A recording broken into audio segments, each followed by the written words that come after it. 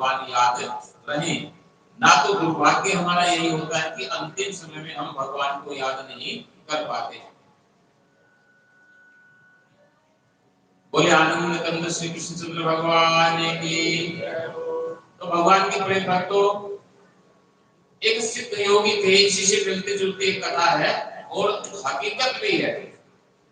सिद्ध योगी थे, उन्होंने अपने शिष्यों को बता दिया था कि मुझे मुक्त होना है, मेरी तपोबल में इतना सामर्थ्य है कि जब मैं प्राण छोड़ूंगा तो आकाश से बारिश होगी और मुझे ईश्वर के चरणों में स्थान मिलेगा।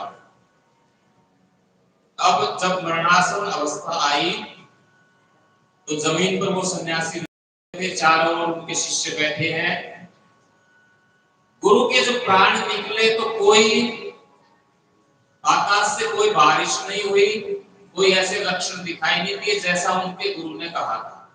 अब सब शिष्य चिंतित हो गए कि गुरुजी तो बता के गए थे कि मैंने तपस्या की है और मैं मुक्त हो जाऊंगा और ये लक्षण आपको मिलेंगे, आकाश से पुष्प वृष्टि होगी, आकाश से बारिश होगी, सुगंधित हवाएं चलेंगी, लेकिन ऐसा कुछ हुआ नहीं। वो पास में ही दूसरे महात्मा थे, कुटिया में उनके पास गए, उन्होंने जाके सारी बात बताई कि हमारे गुरुजी ने ये कहा था और गुरुजी का शरीर पूरा हो गया, लेकिन ऐसा कोई लक्षण हमें दिखा नहीं। वो अनुभवी संत थे, वो तुरंत आए, उन्होंने देखा कि गुरुजी की जो दृष्टि है वो कहाँ टिकी हुई है।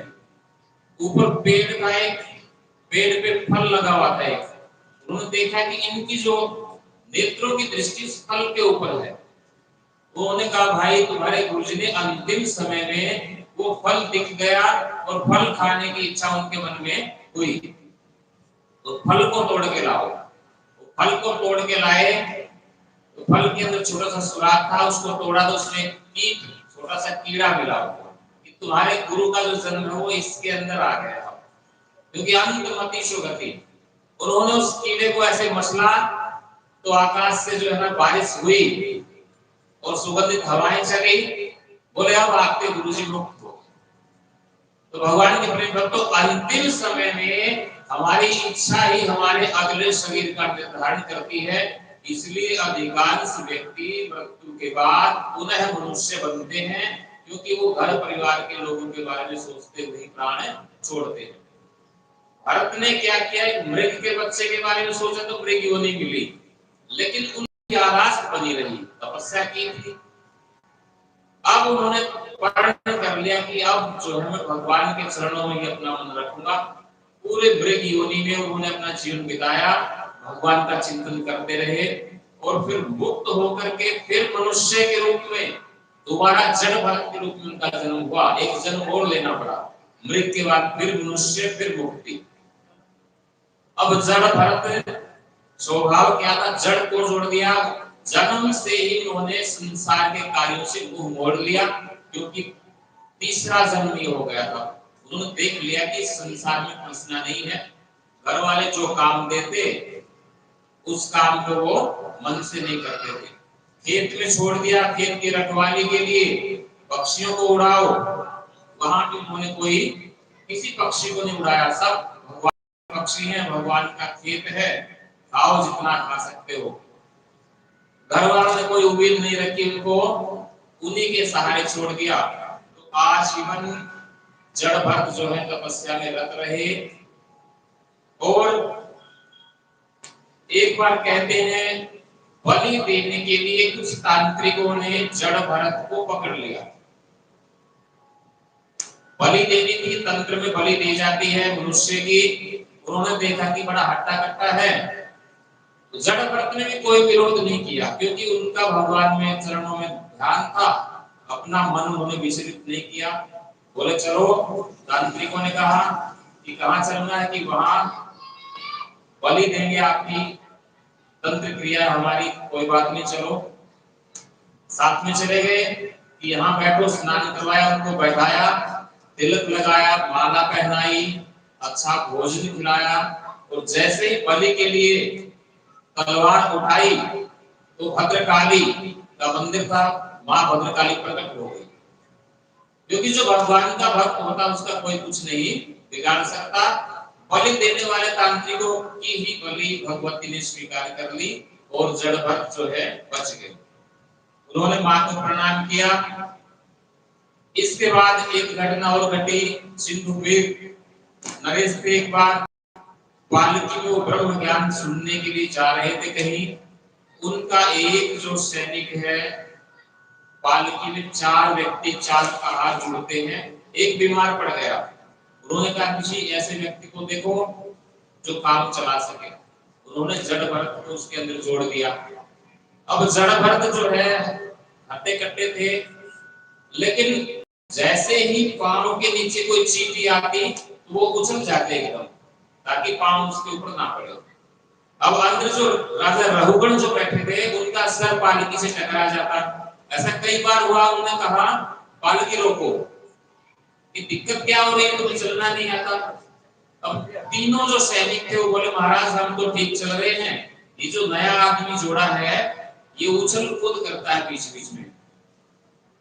उनसे पूछा कि तुम इतने हट्टे कट्टे हो और तुम्हें पालकी से मेरा जो वजन है वो ढोया नहीं जाता।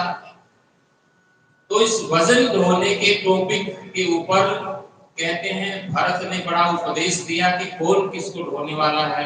शरीर के हिसाब से हम दोनों बराबर हैं, आत्मा का कोई भेद नहीं है। और ऐसा ब्रह्म ज्ञान दिया कि रघुगण ने वही पांव पकड़ लिए भरत के और पहचान ले लिए कोई सिद्ध महात्मा है। तो उनके उपदेश से उनको ज्ञान हुआ। इस प्रकार भरत जो है जड़ भरत के नाम से विख्यात हुए। दोबारा तीसरे जन्म में भी उनका नाम भरत ही रहा और इनके नाम के ऊपर हमारे देश का नाम भारत पड़ा। बोले आनंद कंद श्री कृष्णचंद्र भगवान की। तो इस कथा से ये संदेश मिलता है कि हमें अंतिम समय में मरने वाले को एक तो शांति से मरने देना चाहिए। उसके मुख में तुलसी गंगाजल डाल दें, उसको हिलाए डुलाए मत। उसने पूरे जीवन भक्ति की है, उसके पास बैठ करके भगवान का कीर्तन करने का विधान होता है कि वो भगवान का गुणगान हो, गीता का पाठ होता रहे, ताकि उसका मन भगवान के चरणों में लगे।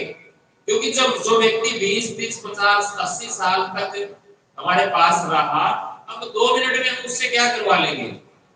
इसलिए उसको शांति से भगवान के चरणों में स्मरण करने का मौका देना चाहिए। उसको बार बार हिलाना नहीं चाहिए कि इसे पहचानो, ये लड़की दूर से आई है, ये दामाद है, ये पोता है।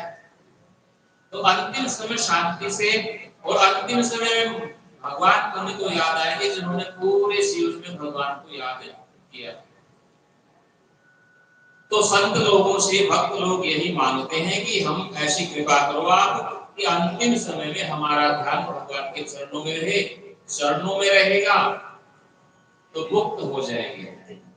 बोले बांके बिहारी लाल की,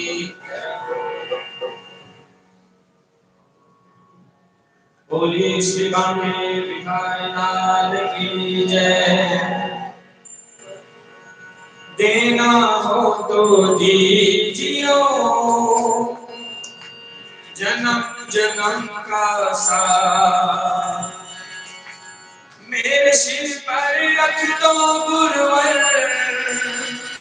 अपने ये दोनों हाथ।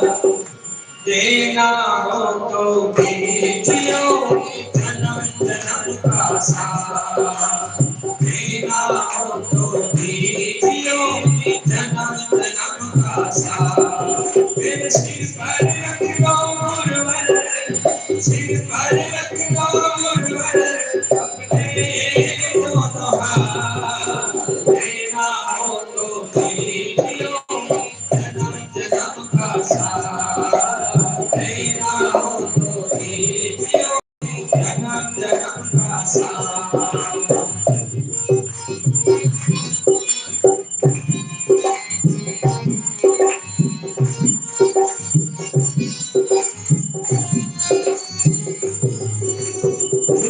रहे हैं गम की धूप में प्यार कर देना, तुझसे रहे हैं गम की धूप में प्यार कर देना। बिना जी के ना चले अब कर लेना, बिना जी के ना चले अब कर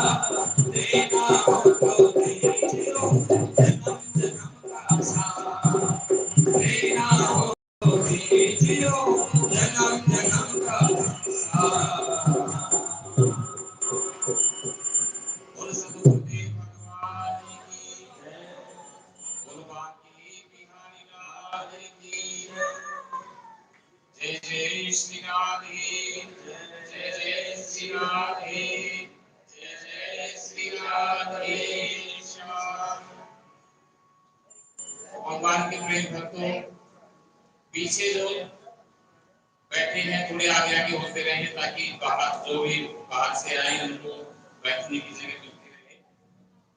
और जो कथा को ध्यान से सुन रहे हैं, गुरु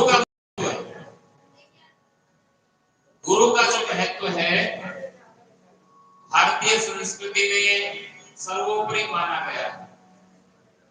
गुरु जो उपदेश देता है पूरे जीवन का जो अनुभव है, अनुभव का निचोड़ वो शिष्य के सामने रख देता है। इसलिए वेदों में कहा गया मातृदेवो भव, पितृदेवो भव, माता और पिता के बाद आचार्य देवो भव। आचार्य गुरु पद का यही महत्व है कि बड़े सरल और सधे हुए शब्दों में एक सरल मार्ग बता रहे हैं। जैसे सुखदेव जी बता रहे हैं विभिन्न मार्ग, जीवन जीने की शैली में हम इन सूत्रों को याद रखेंगे तो हमारी जीवन यात्रा आसान रहेगी। पर गुरु के संकेतों को समझना पड़ता है। आपकी सुविधा के लिए एक बार एक व्यक्ति केदारनाथ की यात्रा पर गया। रास्ते में वो एक ढाबे पर रुका चाय पीने के लिए। चाय वाले ने बड़ी अच्छी चाय बनाई, जान पहचान उनकी थी। उसने कहा कि आज तो मैं अपने गुरु के पास मिलने जा रहा हूं और तुम्हारा कोई सवाल हो तो मुझसे पूछ सकते हो, मैं अपने गुरु से पूछ करके उसका जवाब दे दूंगा। मेरे गुरु परम ज्ञानी हैं, सब रहस्यों का उन्हें पता है। तो भगवान के प्रेम भक्तों, चाय वाले ने कहा कि मेरा तो कोई प्रश्न।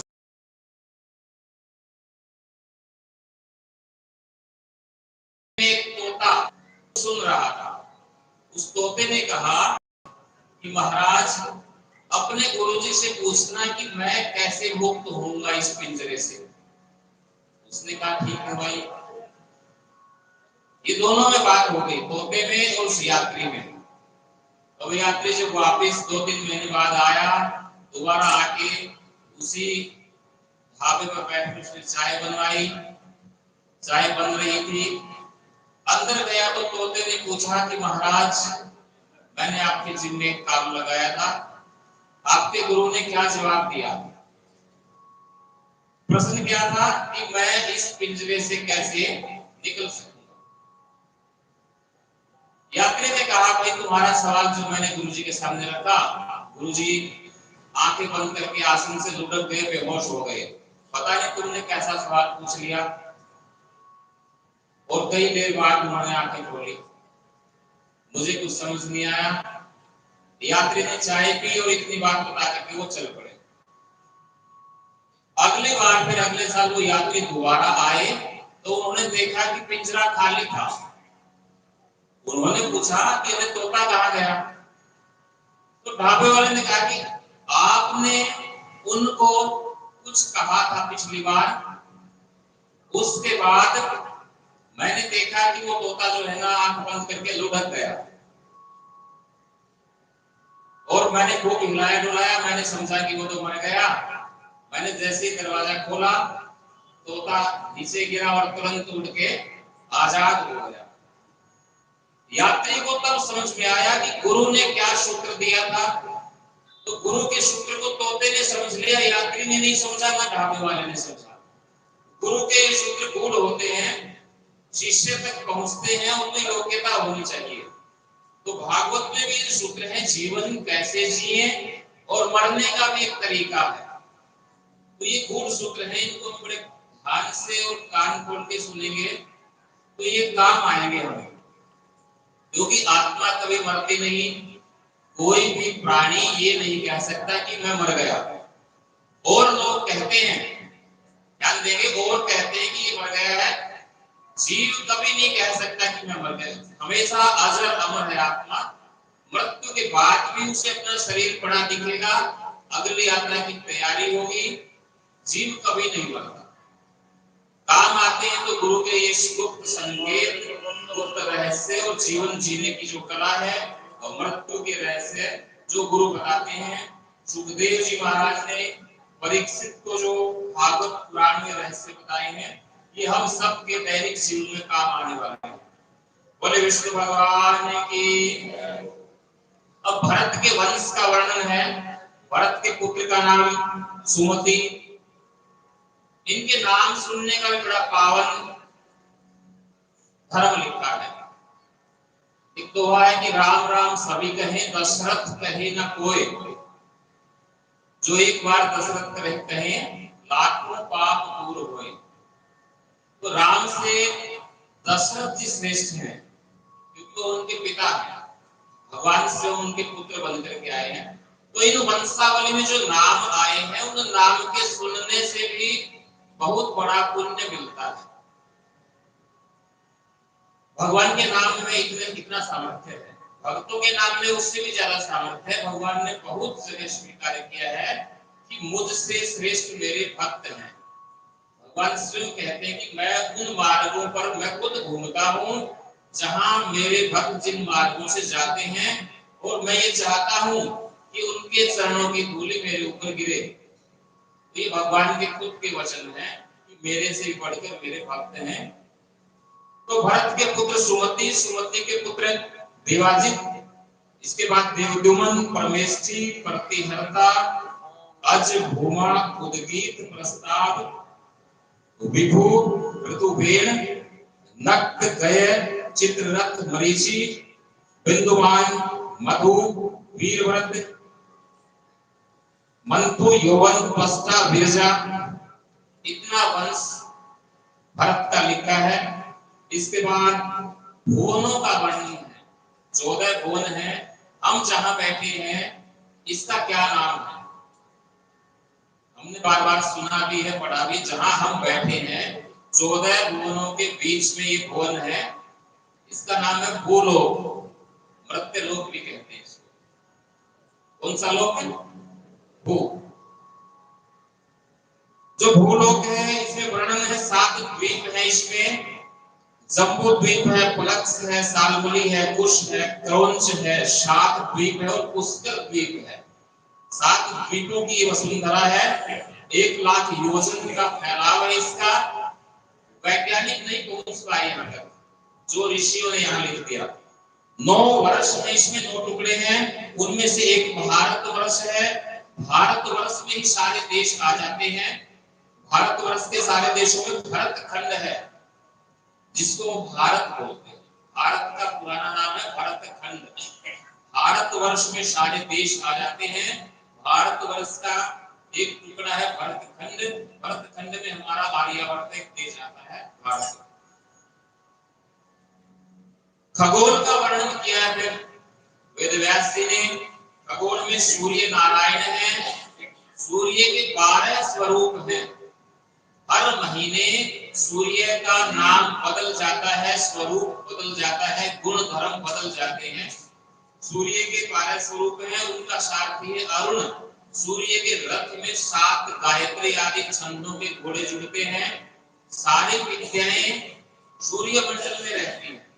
जो विद्याएं पृथ्वी लोक से लुप्त हो जाती हैं, वो सूर्य जी के पास पहुंच जाती हैं। हनुमान जी ने भी सूर्य से शिक्षा ली थी। तो यदि हमें विद्याएं प्राप्त करनी है तो सूर्य नारायण की उपासना कर सकते हैं। कोई विद्या लुप्त हो गई है तो वो सूर्य मंडल में सूर्य नारायण के पास रहती है। 7 घोड़े उनके, 12 नाम सूर्य के हैं, जिनके धर्म अलग अलग है। हर महीने का सूर्य, और उसमें जो सावधानियां रखनी चाहिए के हिसाब से, किस महीने कैसी धूप पड़ती है, उसका क्या प्रभाव शरीर पर होता है, क्या बचाव किया जाए, ये सब हमारे ग्रंथों में विस्तार से सूक्ष्मता से लिखा गया है। चंद्रलोक का वर्णन है। चंद्रमा 27 नक्षत्र हैं, 9 ग्रह हैं जो पृथ्वी पर रहने वाले जीवों को प्रभावित करते हैं। असंख्य तारामंडल हैं, अनंत कोटि ब्रह्मांड है। सूर्य से 10,000 योजन नीचे राहु है। राहु और केतु उत्तरी और दक्षिणी ध्रुव पे स्थित तमो ग्रह माने गए हैं। 7 ग्रह मुख्य हैं। पश्चिमी वैज्ञानिकों ने भी संडे मंडे जो नाम लिए ग्रहों के ऊपर ही रखे हैं, और 12 महीने हमारे ही 12 महीने हैं, नया वो कुछ नहीं खोज पाए। ग्रहों की जो दूरी और जो गति हमारे ग्रंथों में लिखी हुई है, कब ग्रहण होगा, कब सूर्य ग्रहण होगा, कब चंद्र ग्रहण, ये हजारों साल पहले लिख दिया। साइंस आज भी इसी को मानती है कि ये सत्य है। इतना सूक्ष्म वर्णन और किन्हीं शास्त्रों में नहीं है जितना साइंटिफिक वैज्ञानिक हमारे ग्रंथों में है। महाभारत में पृथ्वी का मानचित्र भी लिखा है कि ऊपर से पृथ्वी कैसे दिखाई देती है। सैटेलाइट की तो खोज आज हुई है, लेकिन ऋषियों के पास तो वो दिव्य विज्ञान था। पहले दिन की कथा में आए थे कि पांचों पांडव स्वर्ग की ओर गए। स्वर्ग की वो सीढ़ियां आज भी हैं। केदार बद्रीनाथ से आगे जो ट्रैकिंग हमारे करने वाले जाते हैं पर्वतारोही, उन्होंने वो सीढ़ियां देखी है। बर्फ में दबी हुई सीढ़ियां हैं आज भी, वो हम जाके देख सकते हैं, जहां से पांचों पांडव स्वर्ग की ओर गए थे।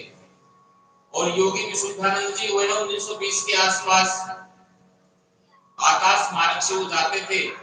उन्होंने खुद माना है कि उन सीढ़ियों तक मैं भी गया हूं, बहुत ऊपर तक बर्फ ही बर्फ है आगे, माइनस में तापमान है, ऑक्सीजन रहती नहीं। और स्वर्ग की सीढ़ियां, स्वर्ग से कुछ दूर बैठ करके मैंने स्वर्ग से आने वाली संगीत की आवाजें वहां सुनी है। लेकिन शरीर रहते शरीर मेरे में भी जाने की ताकत वहां नहीं है। इतने बड़े योगी हुए हैं वो, हम नेट पर सर्च कर सकते हैं, योगी विशुद्धानंद। उन्होंने स्वीकार किया कि मैं गया हूं सीढ़ियों की काफी दूर तक, लेकिन स्वर्ग में जाने की हिम्मत मेरी भी नहीं है। शरीर के रहते कलयुग का जीव स्वर्ग में नहीं जा सकता, शरीर छोड़कर ही जा सकता है। पहले तो राजा दशरथ स्वर्ग में इंद्र की सहायता के लिए, भरत गए थे, शकुंतला के पुत्र, अनेक राजा जाते थे, लेकिन वो कलयुग से पहले का सामर्थ्य था। अब आज के व्यक्तियों में वो सामर्थ्य नहीं है कि वो शरीर के रहते स्वर्ग में जा सके। स्वर्ग जाना है तो शरीर छोड़ना ही पड़ेगा। तो इसलिए भुवनों का वर्णन है, जहां हम बैठे ये भूलोक है, 7 लोग इसके नीचे हैं, उनके नाम क्या हैं? हमें अपनी संस्कृति से परिचित होना बहुत जरूरी है। इसके नीचे अतल लोक है, पृथ्वी के ठीक नीचे अतुल लोक है। मय पुत्र, मय राक्षस का पुत्र है, वहां उनका राज्य है। उसके नीचे वितल लोक है, वितल में हाटकेश्वर महादेव जी रहते हैं। इसके नीचे सूतल लोक है, जहां विरोचन पुत्र बलि, बलि का साम्राज्य है। बलि ने 3 वचनों में, 3 कदमों में पूरी पृथ्वी को वामन जी ने नाप लिया। तो वामन भगवान खुश हो गए और बलि से उन्होंने कहा कि मांगो। उन्होंने मांग लिया था कि आप मेरे दरवाजे पर पहरा देंगे। तो भगवान की प्रेरणा तो आज भी भगवान विष्णु बलि के दरवाजे पर पहरा देते हैं। और जो चातुर्मास्य है, 4 महीने के लिए जो भगवान विष्णु शयन करते हैं, तो ऐसा मानते हैं कि ये वहां बलि के द्वार पर पहरा देने जाते हैं। इसके नीचे तलातल लोक है, जहां दानवराज मय का साम्राज्य है। मय की पुत्री मंदोदरी थी। पृथ्वी से 4 लोग थे, मय राक्षस हैं, राक्षस राज मय, दानवराज, उनकी पुत्री मंदोदरी। रावण लोकों को जीतते जीतते तलातल लोक में पहुंच गए थे। तलातल लोक में मय के पुत्रों ने रावण को बांध करके घुड़साल में बांध दिया। रावण के बलि थे, लेकिन मय दानव छोटी चीज नहीं है। मय मायावी, मय से ही माया बनी। अंगद ने जब जाकर के पांव जमाया रावण के दरबार में, तब रावण ने अहंकार में आके कहा था कि तू कौन है? तुझे ये नहीं पता कि रावण कौन रावण है, रावण का क्या सामर्थ्य है? अंगद ने व्यंग्य किया था कि राक्षस राज, मुझे पता है धरती पर कितने रावण हुए हैं। 3 रावण बताए उन्होंने कि एक तो वो रावण है जिसको मय दानव के बच्चों ने बांध दिया था घुड़साल में और खुल नहीं पाए थे। रावण ने गर्दन नीचे कर ली, क्योंकि अंगद जानता अंग रहस्य। एक रावण वो है जिसने कार्तिवीर्य अर्जुन ने, जिसको बांध दिया था पेड़ के साथ, कई दिन बंधे रहे, आकर के उनके दादा ने उन्हें खुलवाया था। एक वो रावण है। और एक रावण वो है जिसे मेरे पिता पाली ने कांख में दबा दिया था और 6 महीने तक दबाए हुए घूमते रहे थे। एक वो रावण है। ये 3 रावण हुए हैं, मैं उनको जानता हूं। तो रावण ने गर्दन नीचे कर ली, क्योंकि तीनों जगह रावण की हार हुई थी। तो ये वही मय है। तलातल लोक में मय था, उसने देखा कि रावण योद्धा है। जब यहाँ तक आ गया, उन्होंने उसको छुड़वाया और अपनी पुत्री का विवाह उनके साथ कर दिया। जो मंदोदरी है वो मय राक्षस राज मय की पुत्री है, रावण के साथ उनका विवाह हुआ। इनके नीचे है तलातल लोक, के नीचे महातल लोक है, वहां पे कद्रु, कद्रु जो है सांपों की माता है, सर्पकुल, सांपों के बड़े रहस्य हैं। विनता और कद्रु दोनों, विनता का गरुड़ है और कद्रु के सांप, सांप और गरुड़ में बैर है। दोनों हैं, दोनों बहने, दोनों स्वतंत्र हैं, लेकिन दोनों में लड़ाई इस बात की है कि एक का पुत्र तो है गरुड़ और एक का पुत्र है सर्प। अब दोनों में एक रहस्य है। बोले आनंद कंद श्री कृष्णचंद्र भगवान की। कद्रु ने ये सोचा कि मैं विनता को दासी बना दूं। उन्होंने शर्त रखी, उन्होंने कहा कि सूर्य के जो घोड़े हैं वो काले रंग के हैं, लेकिन सूर्य के घोड़े तो सफेद रंग के हैं। विनता ने कहा कि नहीं, सफेद रंग के हैं। दोनों में शर्त लग गई कि कल देखेंगे जो सूर्य निकलेगा। कद्रु ने पुत्र सर्पों को आदेश दिया कि बेटा तुम जाओ और सूर्य के घोड़ों पर लिपट जाओ, वो सफेद है, काले हो जाएंगे और मैं जीत जाऊंगी और विनता मेरी दासी बन जाएगी। अगले दिन सर्प सारे सांप चले गए और सूर्य के घोड़ों पे लिपट गए और दिखा दिया कि सूर्य के घोड़े काले रंग के हैं। विनता हो गई दासी। गरुड़ जी आए और उन्होंने देखा कि माँ सारा काम तुम करती हो, ये आराम से बैठी है। उन्होंने पूरी कहानी बता दी कि मेरे साथ धोखा हुआ। अब वो कद्रु के पास गए और बोले कि आप मेरी माँ को कैसे मुक्त करोगे?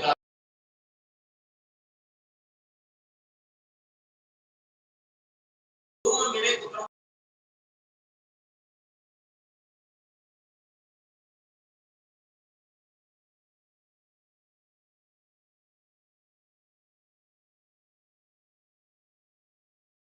को गए ऊपर, उन्होंने अमृत कलश चुरा लिया। गरुड़ जी ने स्वर्ग से अमृत कलश उठाया,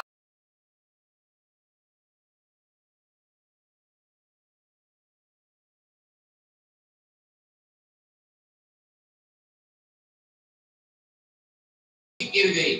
इसलिए धार्मिक कार्यों में कुशा जो दाग है वो उसका प्रयोग होता है। और इंद्र तुरंत आए, उस कलश को तुरंत उठा के वापस ले गए। जब तक कुछ बूंदें गिरी थी, सांपों ने तुरंत वो जो कुशा वो अपनी जीभ से जैसे ही चाटी तो उनकी जीभ के दो हिस्से हो गए, द्विजीभ हो गए। सांप की दो जीभाएं होती है। सांप की जो दो जीभाएं इसलिए हुई कि उन्होंने उस कुशा को चाट लिए। और कुशा में भी अमृत बसता है, इसलिए कुशा का पूजा में होता है। सांपों की भी उम्र लंबी होती है इसीलिए।